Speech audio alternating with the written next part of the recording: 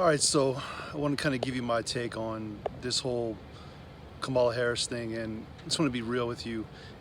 It doesn't make any sense to me, honestly. Strategically, California's already basically, I mean, I'm not saying it's 100% going to be won by Democrats, but what I'm saying is it's a safe pick. You know what I mean? Like, you would strategically want to pull somebody from like maybe a Georgia or somewhere from the Midwest, not California. That's like weird, dude. And then on top of it, I mean, she literally called homeboy a racist on national TV. I mean, all these people were watching. I mean, she did it in a dogged way that was pretty ruthless. I mean, there's going to be all kinds of mistrust going to be there just because of who she's proven to be in the past, and that's just rough, man. And then too, a lot of people that watch the Kavanaugh hearings, people will never forget how she treated Justice now Kavanaugh and all the shenanigans that happened during that court case, and whether or not you believe, one thing, but then she came out and said the same thing against, I mean, come on, man. She did the same thing as Biden's accused. Like, okay, there's all kinds of stuff going on right now that make no freaking sense. And so that's why, people like, okay, so I'm from the Bay Area, okay? I grew up out EPA, then San Jose, then we moved out to Sacramento when I was about 14 or so, but I lived in the Bay Area mostly, a good part of my life. And you stay connected to where you're from. Just, you read the news and stuff like that. And there was stuff I was hearing about her that wasn't good anyway. And I'm gonna be real with you, like, it wasn't good at all.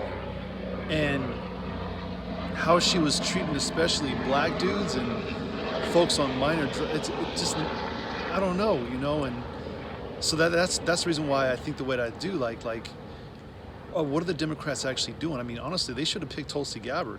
And just to be real with you guys, they should have picked Tulsi Gabbard, because she actually had a little bit of voice, a calm, and wasn't really like, I mean, she was a little bit freaking out there too with some of her stuff she wanted to do, especially with criminal justice reform. But just to be real, like, a Tulsi Gabbard versus a Kamala Harris, I mean, that's the two different schools. But that's just my own opinion about it. And with sharing you my opinion, the reason why I do so is that so many people are scared to, and me being a pastor, and a lot of folks think that I shouldn't speak into politics and stuff. Well, half the reason why we have the issues right now is because pastors don't, and we're supposed to be, separation of church and state, but the church can speak into the state. So no, I'm good. So I'm gonna speak into this stuff now too. So the state can speak into the church. So I'm speaking in this now too as well. So forget about it. So I'm just gonna do it and do it as I please. But here's something else I'm gonna ask you to do just personally, okay? I shared a joke with a friend of mine. It wasn't really my joke. It was a post that I saw, and I texted to a friend of mine. And I was driving to this place I'm going to right now. I won't even show you where I'm at, but it hit me like, you know what? I want to stay above board.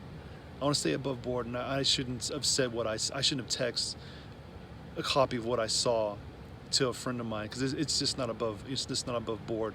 There's plenty of things inside of Kamala Harris's personal life that she chose, and there will be rumors, there will be innuendos that happen, there'll be things that she did, things that she didn't do.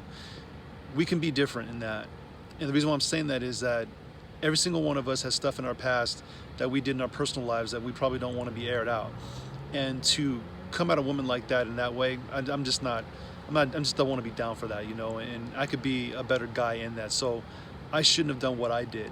And in so doing, I'm going to ask you to take that leadership role and just say, you know what, I'm not going to share that stuff, and try your best not to, despite how funny or how unfunny it might be. It's just, you want to treat women a little bit different and to be a different guy. And believe me, the reason why I walked away a long time ago is because I saw the hypocrisy in what was happening in the party that I was a part of.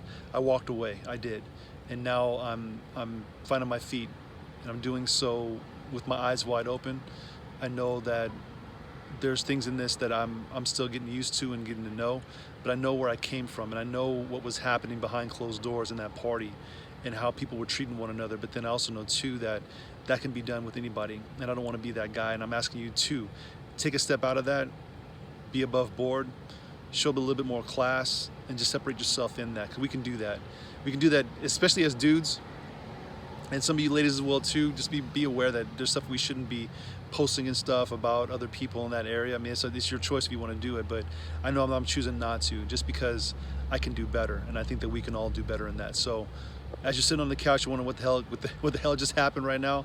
I don't even know what just happened. I just know it was freaking weird, and we'll see how this plays out. I know how I'm voting. I ain't voting for that. So I'm just being real.